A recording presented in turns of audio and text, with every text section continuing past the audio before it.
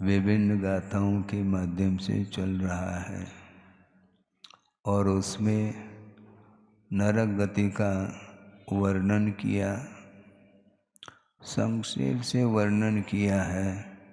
इसका वर्णन गणधर परमेष्टि भी करने में अक्षम सिद्ध होते हैं। बहुत विचित्र है संसार का परिणमन, क्योंकि अनंतकालीन यह संसार चल रहा है और प्रत्येक जीव का संसार विभिन्नता को लेकर के है। प्रत्येक जीव के अंदर जो भी भाव उत्पन्न हो रहे हैं वे भाव एक दूसरे से कोई भी समानता नहीं रखते हैं और अपने परिणामों के कारण कर्मों का अर्जन होता है, संचय होता है। एक महत्वपूर्ण विषय आपके सामने सैद्धांतिक विषय रख रहा हूँ, वह ये है, मूल में 8 कर्म होते हैं, उत्तर प्रकृतियों के अपेक्षा से 148 हो जाते हैं और उनमें 120 प्रकृतियां बंद के योग्य हैं, ऐसा वर्णन मिलता है अवैध विवक्षा को लेकर के। डिटेल इसमें नहीं जाना चाहते हैं, किंतु ये विषय जरूर रखना चाहते हैं कि आयु कर्म का बंध हमेशा नहीं होता। आयु कर्म को छोड़ करके अन्य जितने भी कर्म हैं वे अपने अपने योग्यता को लेकर के निरंतर उनका बंध हो सकता है। निरंतर का अर्थ कर्म बंध की अपेक्षा से कहा जा रहा है, उसमें भी उत्तर प्रकृतियों के अपेक्षा से कुछ सांतर भी अंतर को लेकर के भी हो सकते हैं। जैसे साता का बंध हो रहा है तो असाता का नहीं होता, असाता का बंध हो रहा है तो साता का नहीं होता। इस प्रकार वह निरंतरता और सांतर, उभय बंदी आदि बहुत सारा विषय कर्म सिद्धांत संबंधी है, उसमें हमें नहीं जाना अर्थात ये जन साधारण का विषय नहीं है। जो स्वाध्यायशील हैं उनके लिए तो ये विषय पकड़ में आ सकता है, किंतु सामान्य रूप से ये कहना चाहते हैं आयु कर्म का बंध जो होता है वह निरंतर नहीं होता, किंतु आयु कर्म को छोड़ करके जो 7 कर्म हैं उनका बंध यथायोग गुणस्थान के अनुरूप होता ही रहता है। और दूसरी बात यह है कि आयु कर्म की जो स्थिति है अन्य कर्मों के अपेक्षा से बहुत अल्प है। मनुष्य और तिर्यंच गति में आयु कर्म की जो स्थिति है वह मिनिमम अर्थात जगन्य के अपेक्षा से अंतर्मुख है और उत्कृष्ट के अपेक्षा से 3 पल्य प्रमाण कहा है। और देव और नर गति में 10,000 वर्ष जगन्य आयु है और उत्कृष्ट आयु 33 सागर कहा है। इसके साथ कोड़ाकुड़ी शब्द का प्रयोग नहीं किया है। सागर है, सागर भी बहुत लंबा चौड़ा काल होता है, किंतु 1 सागर 2 सागर इस प्रकार करते करते 33 सागर तक उसकी स्थिति बनती है, चाहे नरगति संबंधी हो चाहे देवगति संबंधी हो, किंतु इसमें कोड़ाकुड़ी का कोई भी संबंध नहीं जुड़ा। किंतु अन्य कर्मों के साथ कोड़ाकुड़ी सागर का ये संबंध जुड़ा हुआ है। सागर तो सबके साथ है, किंतु उसमें भी कोड़ाकुड़ी बहुत लंबा चौड़ा काल माना जाता है। समझने के लिए ज्ञानावरणी, दर्शनावरणी, अंतराय और वेदनी, इनका जो उत्कृष्ट स्थितिबंध है वह 30 कोड़ाकोड़ी सागर है ना, 30 कोड़ाकोड़ी सागर प्रमाण को लेकर के है। और सप्ततिर्मोहन से मोहनी की 70 कोड़ाकोड़ी है, नाम और गोत्र की 20 कोड़ाकोड़ी है। इस प्रकार वर्णन आता है। अब सोचो, और एक समय में जो कर्मबंध हुआ है परिणामों के अपेक्षा से, वह एक समय में जो परमाणु कर्म के रूप में परिणत हुई हैं, उनकी स्थिति मिथ्यात्व की अपेक्षा से 70 कोड़ा कोड़ी सागर, एक सागर, दो सागर, तीन सागर, इस प्रकार करके हैं, 1 लाख, 2 लाख, 10 लाख करते हुए 1 करोड़ तक पहुंच गए। करोड़ अलग है, कोड़ा कोड़ी अलग है। 1 करोड़ को 1 करोड़ से अपने गुना किया है, उसका जो गुणनफल आता है वह 1 कोड़ा कोड़ी सागर तो जुड़ा हुआ है। इसके साथ साथ 70 कोड़ा कोड़ी सागर, 1 कोड़ा कोड़ी में ही समझ में आ रहा है। 70 कोड़ा कोड़ी सागर की स्थिति को लेकर के मिथ्यात्व का कर्मबंध कोई मिथ्या दृष्टि कर रहा है, जो कि तीव्र संक्लेश परिणाम के साथ वह संगी पंचेंद्री कर रहा है। विस्मय की बात इसमें ये है कि एक समय में जो संक्लेश परिणाम हुए हैं उसमें 70 कोड़ा कोड़ी की स्थिति पड़ी, और मान लो वह संक्लेश परिणाम एक समय वर्ती थोड़ी, अंतर मुहूर्त तक वह संक्लेश परिणाम बने रहेंगे। तो अंतर मुहूर्त में जितने समय हैं उन प्रति समयों में 70 कोड़ा कोड़ी को लेकर के वह बंद करता चला जाता है, और संक्लेश में थोड़ी कमी आ गई तो मध्यम स्थिति पड़ेगी। पुनः किसी निमित्त से तीव्र संक्लेश परिणाम हो गए तो पुनः अंतर मुहूर्त तक वह 70 कोड़ा कोड़ी, एक अंतर मुहूर्त में असंख्यात समय होते हैं, और प्रति समय वह 70 कोड़ा कोड़ी स्थिति को लेकर के बंद कर रहा है, तो असंख्यात समय में कितने कोड़ा कोड़ी सागर हो गया भगवान मालिक है। और इसका फल उसे मिलना है। इसलिए बोलते हैं ये कर्म बंध की परंपरा टूटती नहीं है, और जिसने तोड़ दी वह महान पुण्यशाली माना जाएगा, क्योंकि अनंत संसार का विच्छेद जिसने किया है वही पुण्यशाली माना जाता है। किंतु जिसने एक बार भी सम्यक को उपलब्ध नहीं किया तो उसकी मिथ्यात्व की जो परंपरा है वो अनंतकालीन परंपरा है, और कब तक वह परंपरा चली जाएगी कह नहीं सकते। भव्य होने के उपरांत भी संसार में अनंतानंत भव्य जीव हैं, लेकिन अभी तक मुक्त नहीं हुए।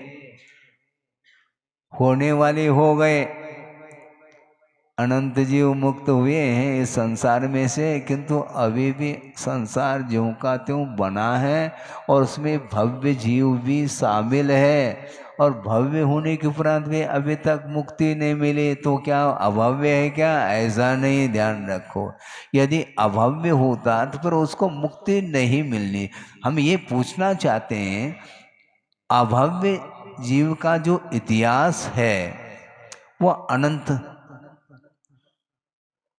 अनंत के रूप में है, फिर भी उसको मुक्ति मिल रही है। जैसे महावीर भगवान को उनका अतीत काल कितना व्यतीत हुआ? अनंत काल। तो अभव्य ठहरे क्या? वो मुक्त हो गए, क्योंकि योग्यता जिसके अंदर है, रत्नत्रय को प्राप्त करने की जो शक्ति है वह शक्ति उद्घाटित यदि हो जाती है तो निश्चित रूप से वह अर्धपुद्गल परिवर्तन काल के भीतर वह मुक्त होगा। लेकिन उस अनंत संसार को विच्छेद करने की क्षमता होते हुए भी अभी तक इसने उद्घाटित नहीं किया। जिनने नहीं किया उनकी बात चल रही है। तो ऐसी स्थिति में अनंत इतिहास जो है काल के अपेक्षा से प्रत्येक जीव का व्यतीत हुआ है। वह क्यों? इसी प्रकार संक्लेश, तीव्र संक्लेश परिणाम के द्वारा वह मिथ्यात्व का बंध करता चला जाता है। इस भव में जो बंद हुआ है वह कितने भव तक वह चला जाएगा नहीं कह सकते, क्योंकि पहले हमने भूमिका बनाई है। आयु कर्म की जो स्थिति है वो बहुत अल्प है अन्य कर्मों की अपेक्षा है। तो इसलिए आचार्यों का ये कहना है कि वस्तुतः ये विशुद्ध परिणाम जो है बहुत दुर्लभतम परिणाम माने जाते हैं, और इधर उधर के सांसारिक कार्यों में संसारी प्राणी उलझ जाता है और वह क्षण उसके समाप्त हो जाते हैं। मैं बाद में कर लूँगा, कब कर लूँगा मुझे बताओ, कोई डेट फिक्स है क्या? कभी भी अकाल में अवसान हो सकता है।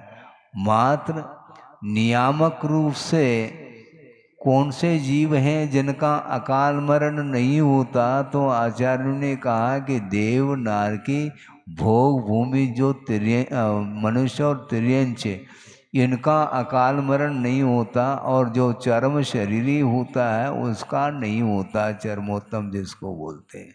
बाकी जितने भी जीव हैं उनका अकाल मरण भी हो सकता है और सकाल मरण भी हो सकता है। इसलिए मरण का डेट तारीख फिक्स नहीं। जन्म का फिर भी फिक्स हो सकता है, डॉक्टरों के माध्यम से ज्ञात हो सकता है कि अमुक तारीख के दिन जन्म होगा, लेकिन मरण के लिए क्या है, इसके उपरांत भी संसारी प्राणी को बात समझ में नहीं आती। कब आएगी भगवान जानते हैं, हम थोड़ी जान पाएंगे। भगवान ही जानते हैं कि आपको मुक्ति कब होगी, उनके ज्ञान में सब है, लेकिन हमारे ज्ञान में क्या है, कुछ भी नहीं है। इसलिए ये जो दुर्लभ पर्याय मिली है इसका सदुपयोग करो, ये कहा जा रहा है। दुरुपयोग करता है, पुण्य का उदय आ गया, दोनों हाथ से उसका उपभोग करो। महाराज आप भी तो दोनों हाथ से लेते हैं, कर पात्र में लेते हैं, ध्यान रखो। हाँ, हम पेट ही नहीं भरते। एक बार आहार श्रवण लेता है, विधिवत आगम के अनुरूप लेता है, और बस पेटी भरने के लिए नहीं आया। वो जितना आवश्यक है क्षुधा के निवारण करने के लिए वह आहार ग्रहण करता है, और 24 घंटे के लिए वह धर्म ध्यान करता रहता है, उनको कोई विकल्प नहीं। महाराज ये तो आपके लिए, हम तो कमाना पड़ेगा, उसके बिना थोड़ी, आपको तो कमाना है नहीं। आपको क्या अनुभव है? मैं हाँ ठीक है तो कहा आपने, क्योंकि मेरा कोई व्यापार तो है ही नहीं, सब कुछ छोड़ करके आए हैं, और वह पुण्य के उदय में यदि मिलता है तो लिया जाएगा, याचना नहीं करेंगे मुझे मिल जाए, ऐसा नहीं। विधिवत जाएंगे, मौन चले जाएंगे, और यदि मिल जाता है तो आगम के अनुरूप लेकर के आ जाएंगे, इतना होता है। लेकिन स्थिति ऐसी है कि हमेशा संसारी प्राणी के परिणाम संक्लेश को लेकर के ज्यादा है, विशुद्धि की मात्रा बहुत अल्प है, संक्लेश की मात्रा उसका काल भी बढ़ता चला जाता है। कुछ एक क्षण के लिए थोड़ी सी विशुद्धि बढ़ गई और पुनः संक्लेश हो गया, और संक्लेश होता होता पता नहीं कितने काल तक वह संक्लेश करता है, हमेशा दुखी रहता है। सुख के क्षण और दुख के क्षण में यदि तुलना करेंगे तो दुख के क्षण तो उसका कोई पार नहीं है। कुछ क्षण के लिए थोड़ा सा अवसर मिलता है, उसने में ही वो फूला नहीं समाता, और पुनः वह कर्म कर लेता है, तो पुनः उसका फल भोगना है। अर्थ ये है आप स्वतंत्र हैं, विशुद्धि के साथ देवगुरु शास्त्र के प्रति श्रद्धा का भाव रखते हुए निरंतर आप कर्म की निर्जना कर सकते हैं, ऐसा कहा है। संयम धारण करने के बाद वह निरंतर वह कर्मों की निर्जरा करता रहता है। एक समय में असंख्यात कर्मों की निर्जरा करता है जो विवेकशील व्यक्ति है, श्रमण आदि नहीं है तो वह अज्ञान के कारण प्रति समय निर्जरा असंख्यात कर्मों की होती है, किंतु बंध जो होता है वह अनंत गुना होता है, उसमें असंख्यात नहीं, क्योंकि प्रति समय वह बंद कर रहा है। कितने परमाणु कर्म के रूप में परिणत हो रही हैं किसी को भी ज्ञात नहीं, न खुद को ज्ञात है न दूसरे को ज्ञात है?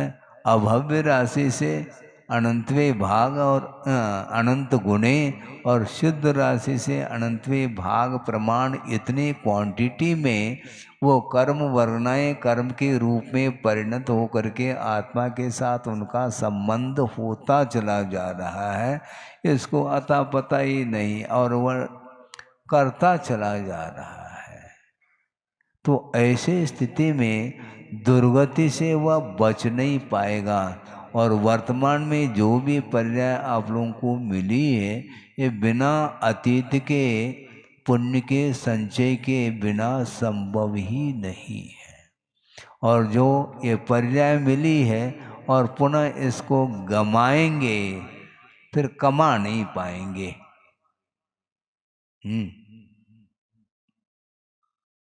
इनकम है कम इन वो पुण्य कर्म जो है ना जो आता है वो कम आता है, इसलिए इनकम नहीं हो सकता। भारी समस्या है। क्या करें महाराज, करना क्या है, आपको स्वयं को ही परिणामों को सुधारना है।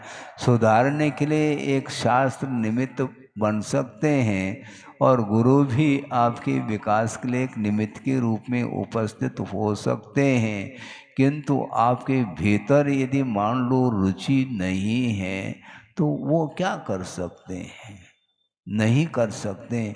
इसलिए अन्यान्य गतियों में संसारी प्राणी ने परिभ्रमण अतीत में किया है, इसलिए तिर्यंच गति का भी वर्णन पूर्ण हो गया। अब यहाँ पर मनुष्य गति का वर्णन किया जा रहा है। एवं बहुपयारम दुखम व्यसहेद तिर्य जोड़ेषु तत्तोनि सरिदूणम लद्य अपुन्नो नरो होदी। इस प्रकार जो वर्णन किया है उसके अनुरूप अनेक प्रकार के दुख का वह अनुभव करता है, सहन करता है। कहाँ पर, तिर्यंच पर्याय में। और तत्तो निसरिदूनम, उस तिर्यंच पर्याय से निकल करके मनुष्य तो हुआ है किंतु लद्य अपनो नरो, लब्धि अपर्याप्तक मनुष्य हुआ।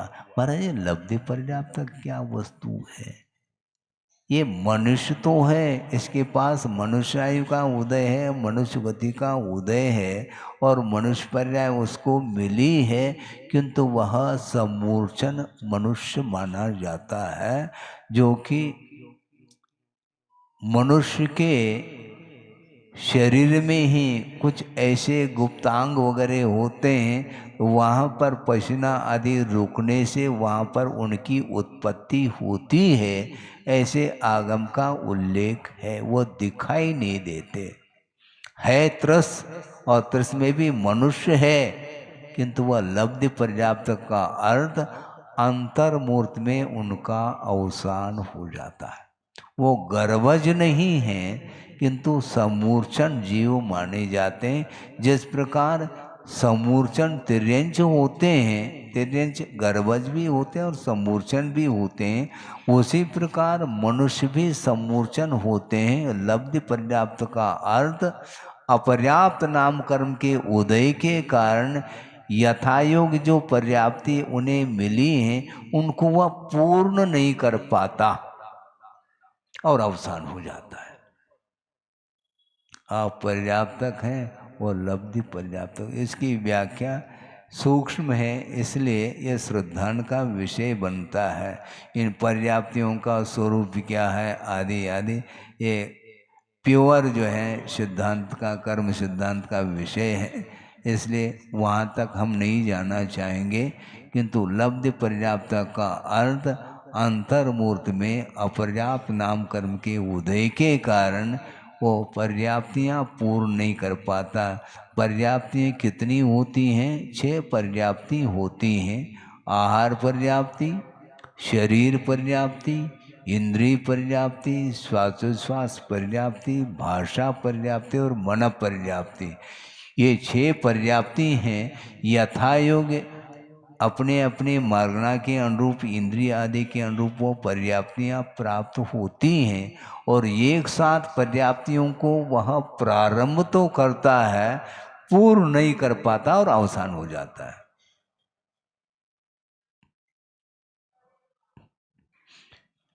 ऐसा क्यों महाराज? उतनी आयु है उसकी,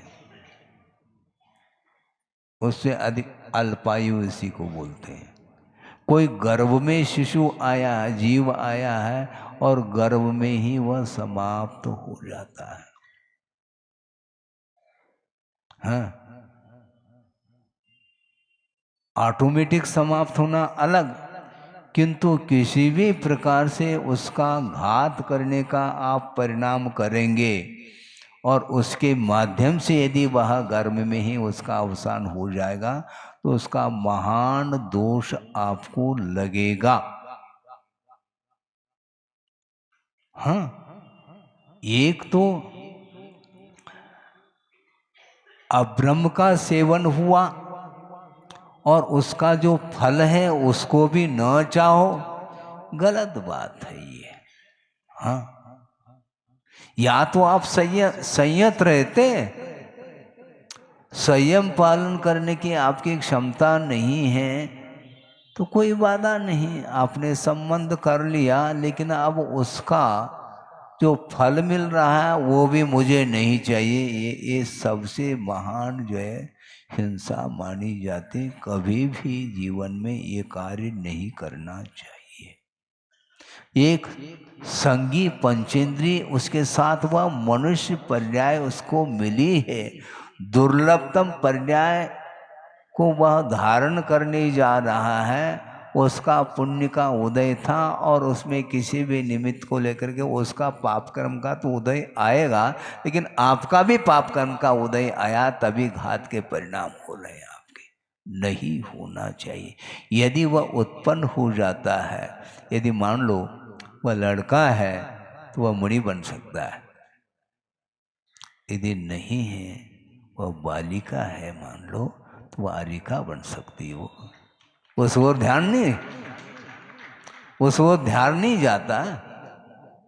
ये वासना ठीक नहीं, अनंत संसार के लिए कारण माना गया। इस प्रकार का घात, ये संकल्प हिंसा मानी जाती है, वो ठीक नहीं है। किसी रोग आदि के कारण अवसान को प्राप्त होना अलग वस्तु है, किंतु इस प्रकार उसको, क्योंकि अब उत्पन्न होगा तो उसको कौन संभालेंगे? अरे संयम धारण करते, संयम भी धारण नहीं करना और उनके पालन की भी बात ना करो तो ये ठीक नहीं। ये असंयम, महान असंयम माना जाता है। और इस प्रकार बुद्धि पूर्वक जानते हुए भी इस प्रकार हिंसा के परिणाम होते हैं तो फिर वह भवांतर तक वह कर्म छोड़ेगा नहीं।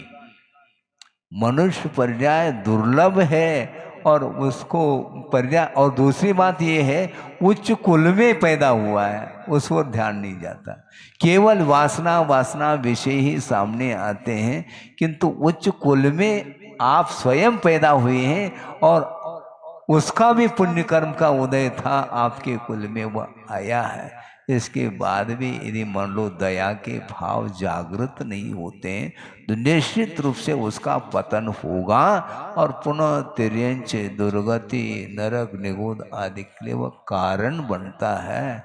इसलिए आप समझदार हो क्योंकि आप मनुष्य पर्याय में हैं और सम्यक दृष्टि सम्यक दर्शन को भी प्राप्त कर सकते हैं, सम्यक दृष्टि भी हो सकता है। किंतु इस प्रकार के परिणाम आएंगे तो निश्चित रूप से सम्यक दर्शन भी समाप्त होगा और संयम आदि के लिए तो कुछ पूछो ही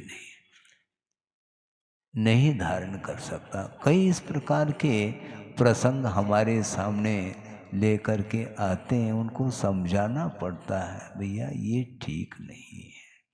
महाराज प्रायश्चित दे दो। अरे प्रायश्चित क्या वस्तु है?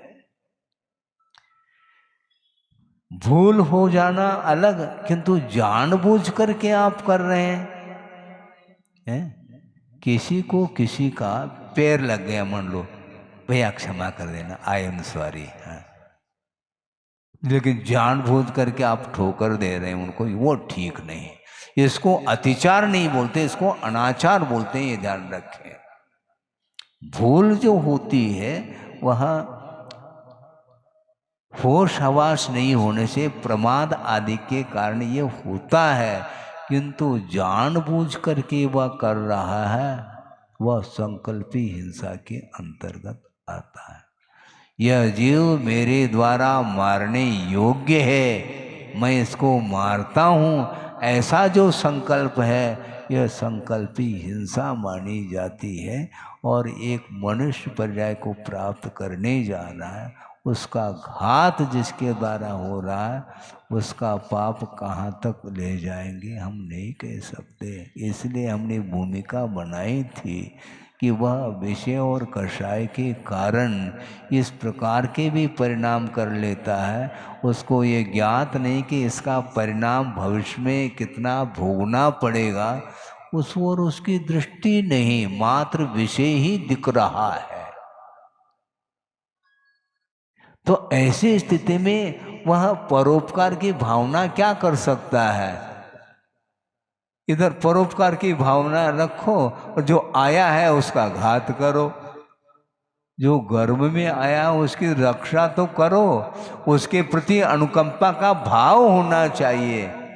सम्यक दर्शन के अंग कितने महाराज? इतने हैं, पालन हो रहा है। प्रशम, सम्वेग, अनुकंपा,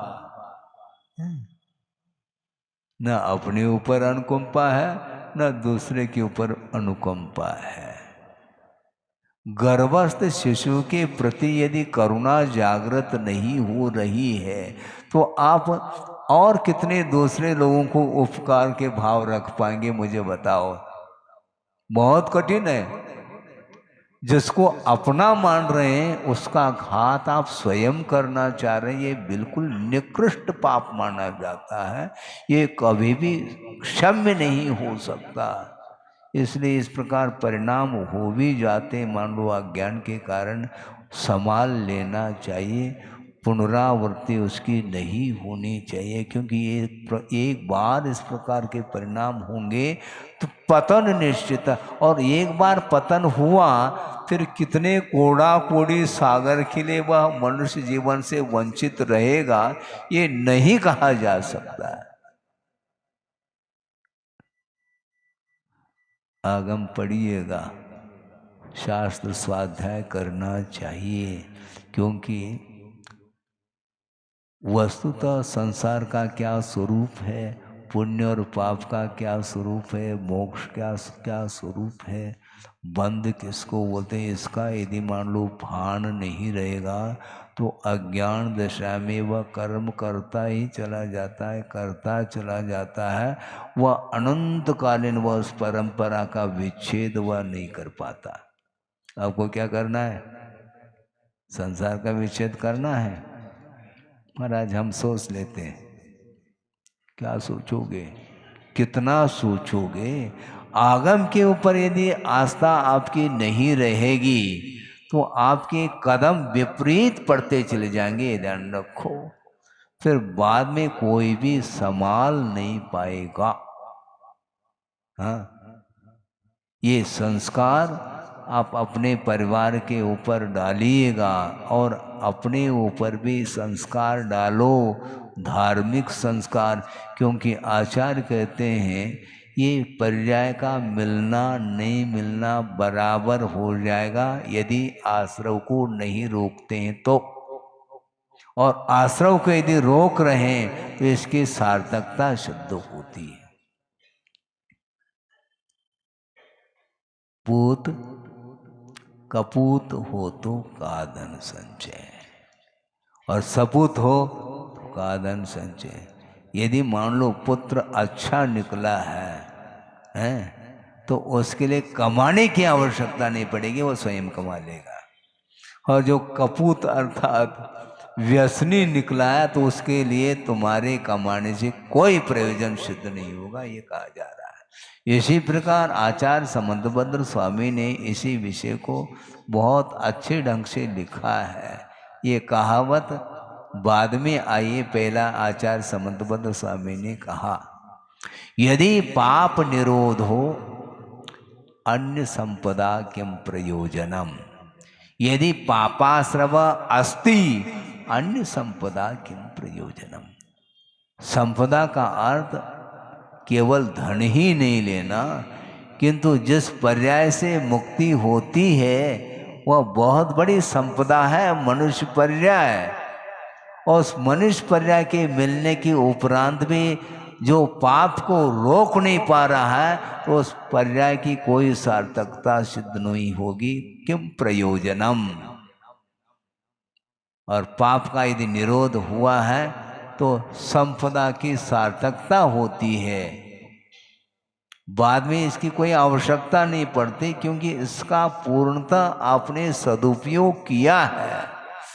उपलब्ध जो पुण्य का जो फल है उसका निरंतर आप सदुपयोग करते चले जाएंगे तो उसी प्रकार की संपदा आपको नहीं चाहते हुए भी मिलेगी, और उसके माध्यम से आप कहाँ तक पहुँचेंगे?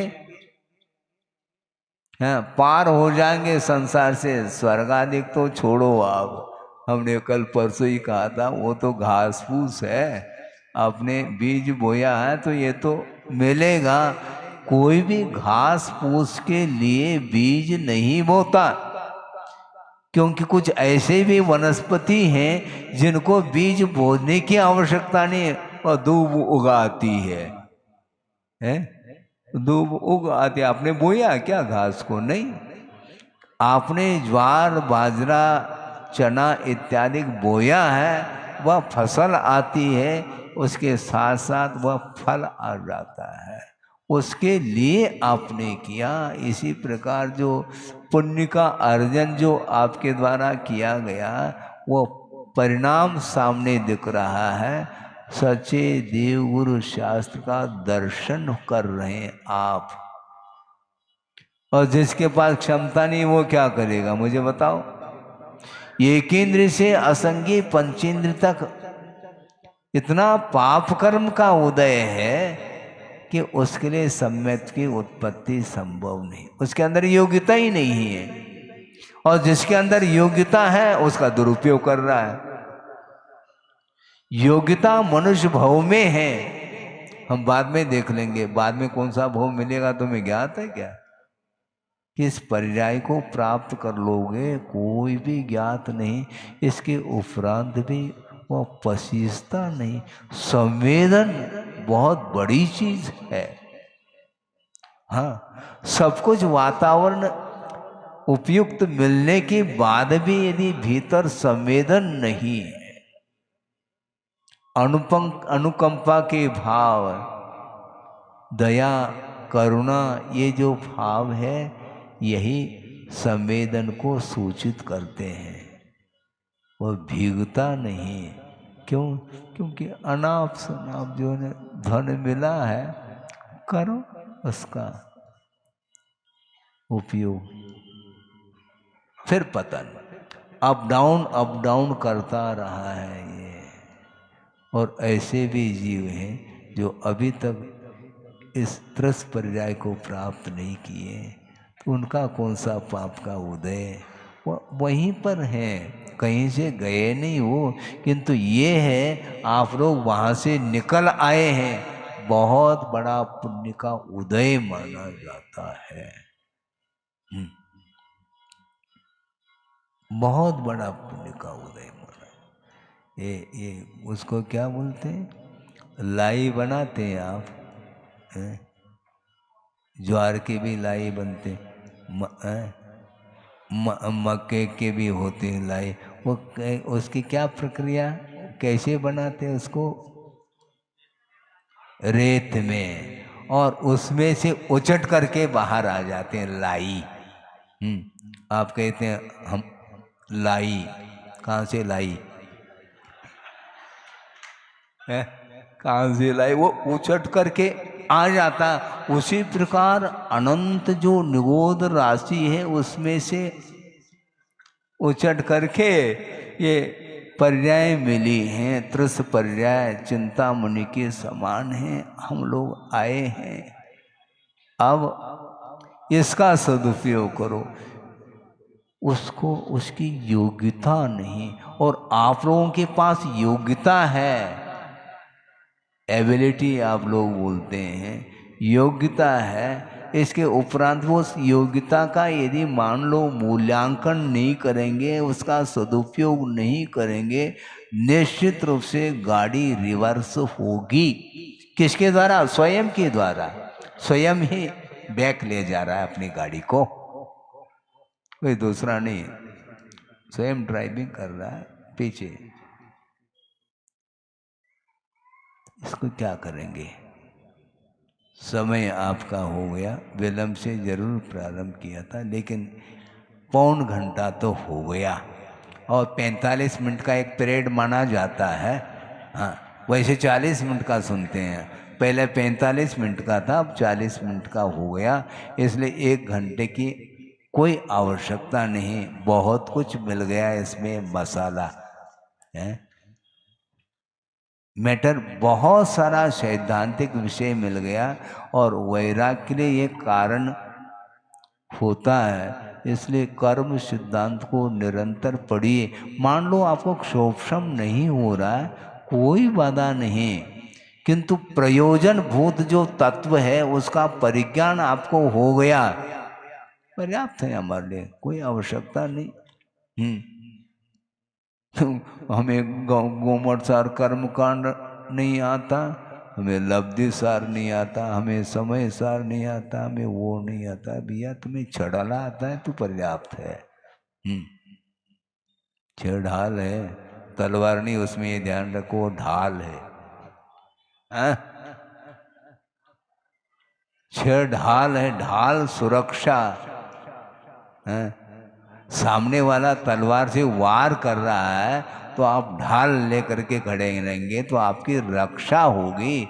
उसी प्रकार एक नहीं दो नहीं, छह ढाल है। इसके उपरांत भी आप किधर ढल रहे हैं, समझ नहीं आ रहा हमें। ढाल ले करके भी आपका जीवन किस ओर ढल रहा है आपको ज्ञात नहीं है, तो हम कहाँ तक समझा पाएंगे।